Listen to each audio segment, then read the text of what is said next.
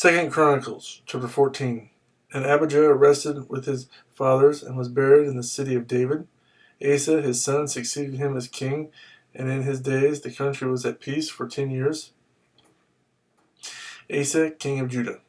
Asa did what was good and right in the eyes of the Lord his God. He removed the foreign altars and the high places, smashed the sacred stones, and cut down the Asherah poles. He commanded Judah to seek the Lord, the God of their fathers, and to obey his laws and commands. He removed the high places and incense altars in every town in Judah, and the kingdom was at rest under him. He built up the fortified cities of Judah, since the land was at peace. No one was at war with him during those years, for the Lord gave him rest.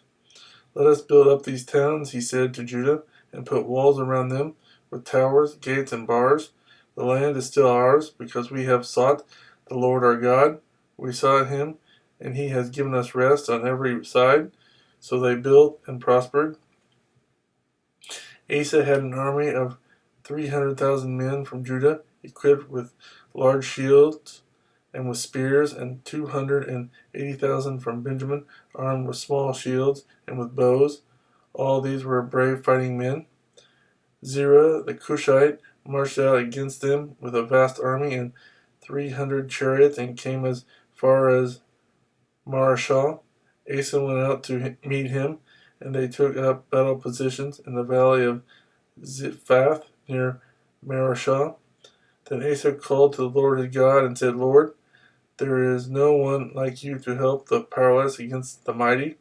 Help us, O Lord our God, for we rely on you, and in your name we have come against this vast army. O Lord, you are our God.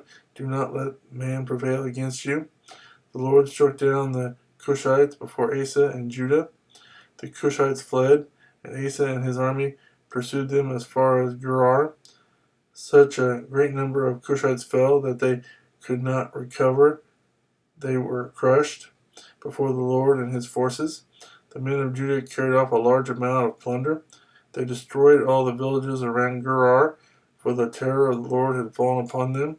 They plundered all of these villages, since there was much booty there.